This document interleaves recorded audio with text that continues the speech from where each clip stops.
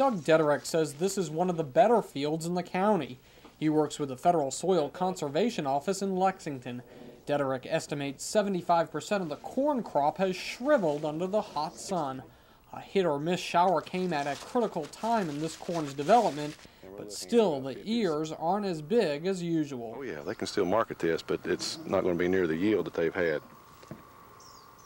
And this is one of the better ears in the field.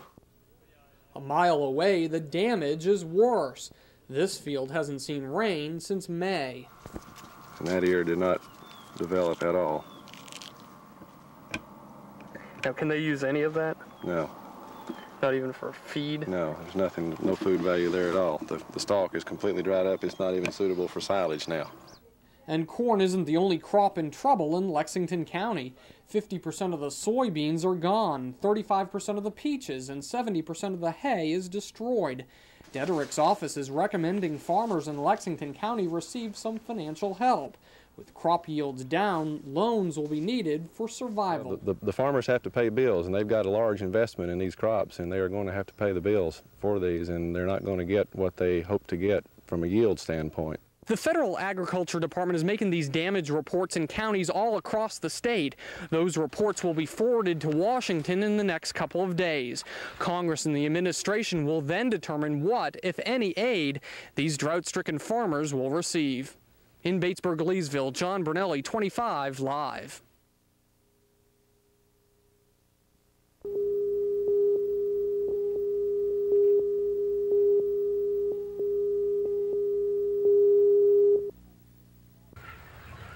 These 4-week-old fryers are trying not to fry in this high heat. They take drinks from pipes to cool off. Rhett Wissanger has worked his family farm in Lexington full-time for 8 years now. He walks through his houses several times a day to make sure his birds are okay. 1,000 chickens have already perished in this broiling heat. Rhett is concerned about the size of the chickens.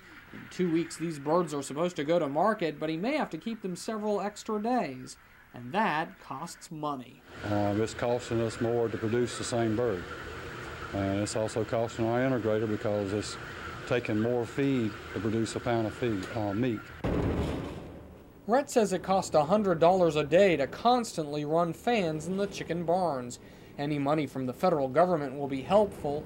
Larry McKenzie is with the Farm Bureau. They've been lobbying Washington for those loans. There are some low-interest loan programs that are available. A lot of our farmers would not benefit as much from that as they would direct assistance because it's going to be difficult for them to pay back even low-interest loans if they don't have the commodities to sell.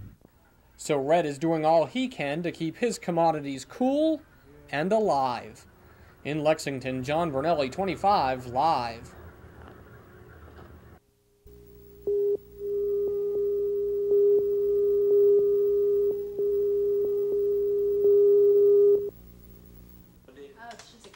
Kershaw County Administrator Jim McGirt found in June the Sheriff's Department's drug fund was $16,000 in the hole.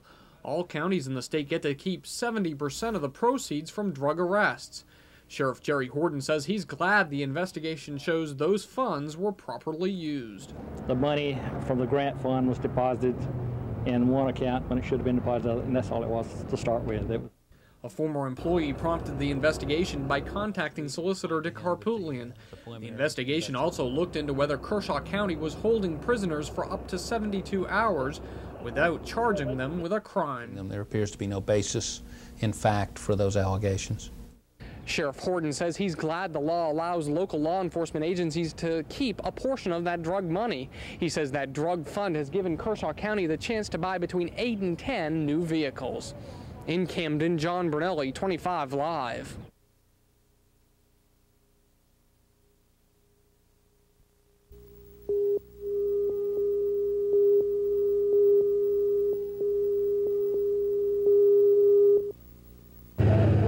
Firefighters sprayed the flames from a ladder truck high above the Camden Antique Shop. Thick black smoke covered the late afternoon sun.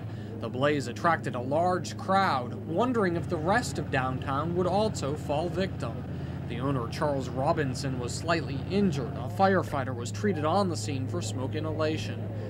Chief Bob Parnell says it was a difficult fire to fight. The area that the building's located in between other buildings, the second floor only has a couple of front windows and a couple of back windows. It was really hard to get into. We couldn't do an interior attack to the second floor because of the fire. We had to do it all from the outside. Parnell doesn't know what caused the fire. However, he believes it started on the first floor and shot up to the second story. Benny Marshall nervously watched the fire. His jewelry store is 2 doors down.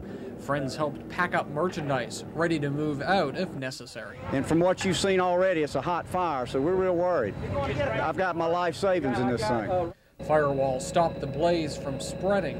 Officials don't have a damage estimate. However, they say the building is totaled. Like a lot of towns, Camden was going through a revitalization of their downtown. Folks here say the tragedy of this fire is that a lot of those renovations started in this building. In Camden, John Brunelli, 25 Live, 11 at 11.